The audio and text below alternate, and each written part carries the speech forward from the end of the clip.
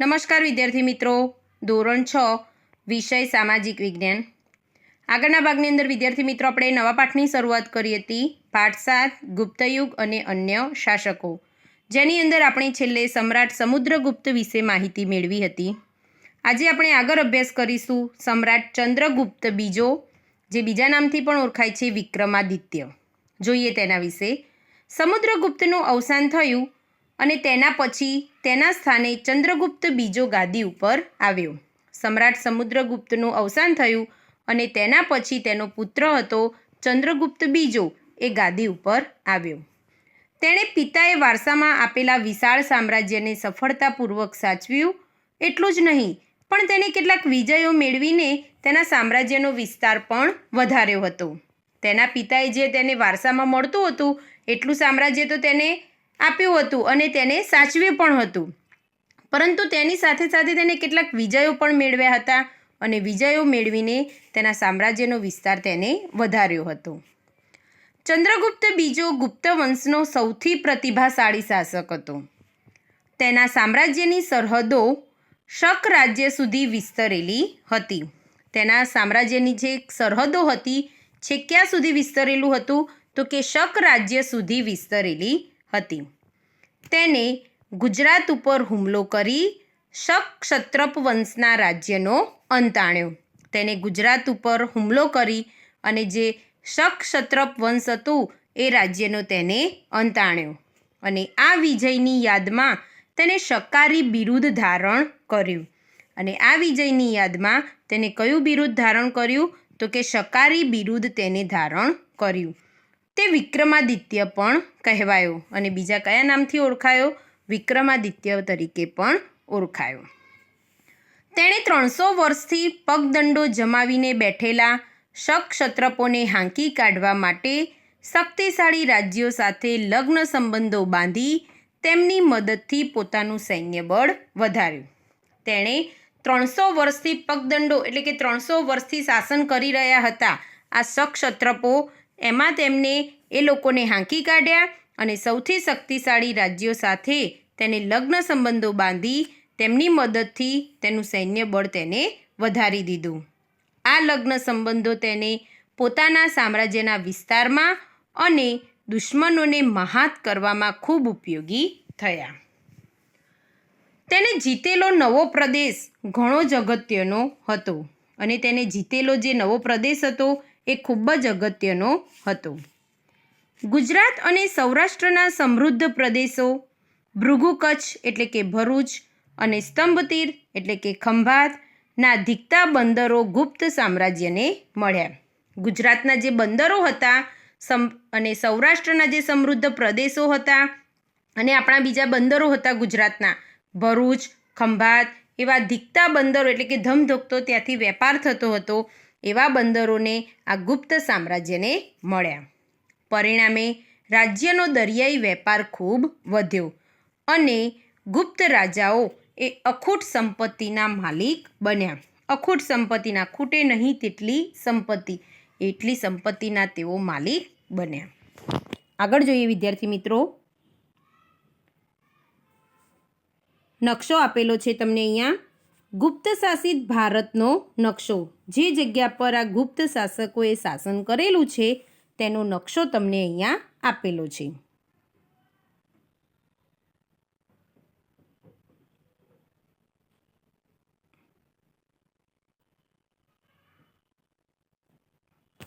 આગળ જોઈએ આપણે.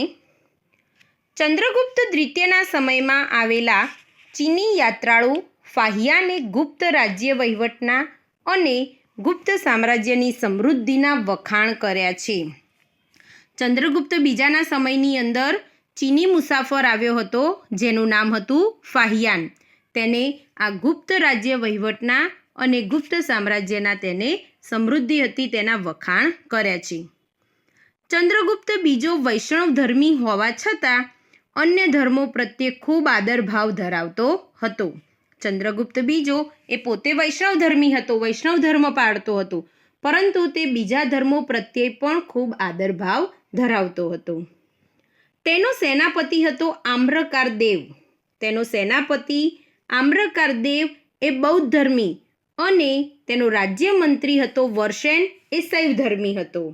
ચંદ્રગુપ્ત બીજાનો જે સેનાપતિ હતો આમ્રકારદેવ એ બૌદ્ધ ધર્મી હતો અને રાજ્યમંત્રી વર્ષેન હતો એ શૈવધર્મી હતો.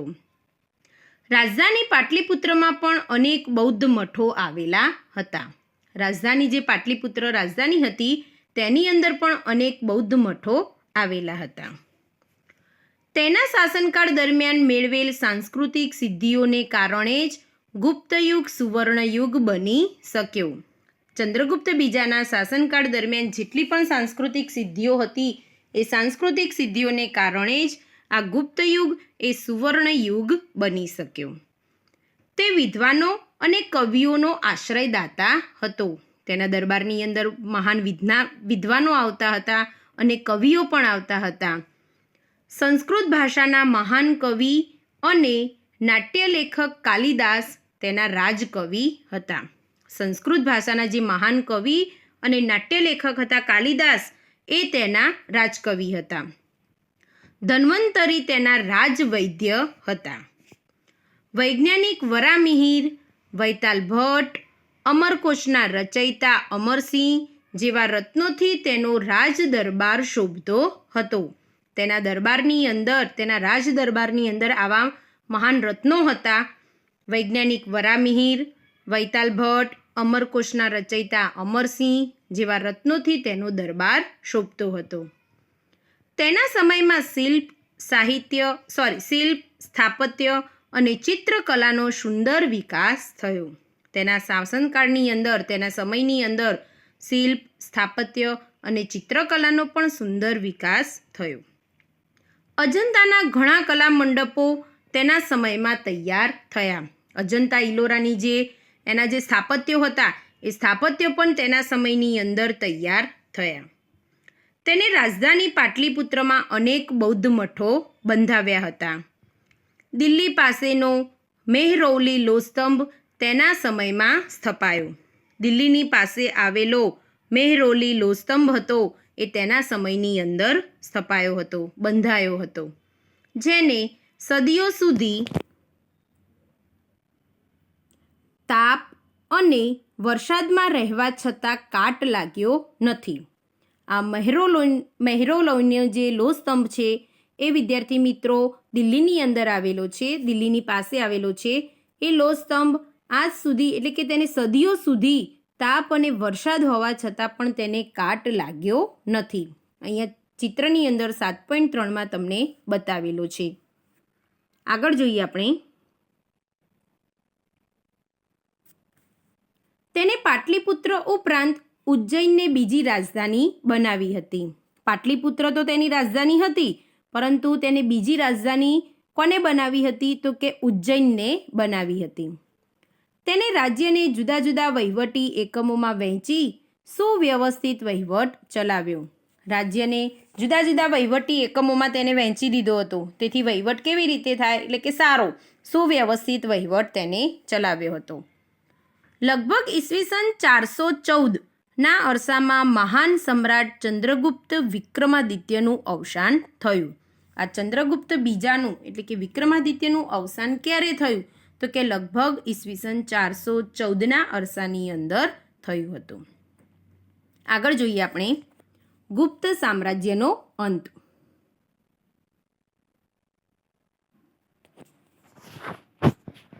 ચંદ્રગુપ્ત બીજાના અવસાન પછી તેનો પ્રતાપી પુત્ર કુમારગુપ્ત પહેલો ગાદીએ આવ્યો. હવે આ ગુપ્ત સામ્રાજ્યની અંદર ચંદ્રગુપ્ત બીજા પછી કોણ આવ્યું હતું? તેનો પ્રતાપી પુત્ર હતો કુમારગુપ્ત. એ કુમારગુપ્ત પહેલો ગાદી ઉપર આવ્યો. તેના સમયમાં નાલંદાની પ્રસિદ્ધ બૌદ્ધ વિદ્યાપીઠ, નાલંદાની અંદર આવેલી છે બૌદ્ધ વિદ્યાપીઠ, અને અજંતાની કેટલીક ગુફાઓ તેના સમયની અંદર તૈયાર થઈ. કુમારગુપ્ત પહેલાની જ્યારે તેનો સમય ચાલતો હતો ત્યારે નાલંદાની જે પ્રસિદ્ધ વિદ્યાપીઠ છે અને અજંતાની કેટલીક ગુફાઓ હતી એ ગુફાઓ તેના સમયની અંદર તૈયાર થઈ. આગળ જોઈએ.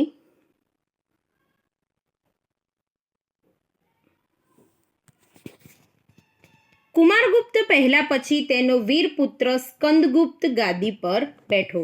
હવે કુમારગુપ્ત પછી ગુપ્ત સામ્રાજ્યની અંદર તેનો પુત્ર હતો વીરપુત્ર સ્કંદગુપ્ત એ ગાદી ઉપર આવ્યો.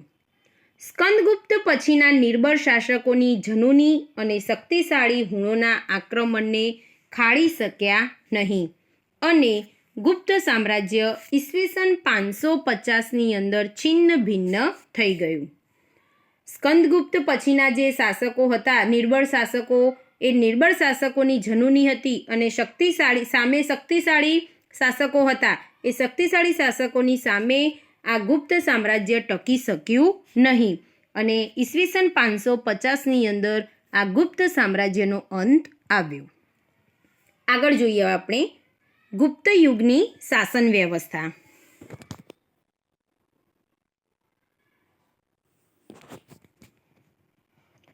ગુપ્ત યુગના શાસનતંત્ર વિશે આપણને અભિલેખો, સ્મૃતિઓ અને પુરાણોમાંથી માહિતી મળે છે. ગુપ્ત યુગના શાસનતંત્ર વિશે આપણને ક્યાંથી જાણકારી મળે છે? તો કે અભિલેખો, સ્મૃતિઓ અને પુરાણોમાંથી માહિતી મળે છે. તે પ્રમાણે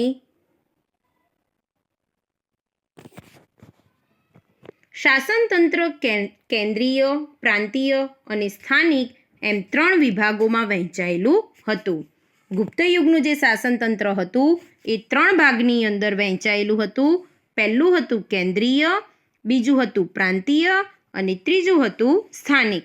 એમ 3 ભાગની અંદર વહેંચાયેલું હતું. ગુપ્ત શાસનતંત્રમાં સમ્રાટ વહીવટી તંત્રમાં કેન્દ્ર સ્થાને હતો. ગુપ્ત શાસનતંત્રની અંદર જે તેનો સમ્રાટ હતો એ સમ્રાટ વહીવટી તંત્રમાં કેન્દ્ર સ્થાને હતો.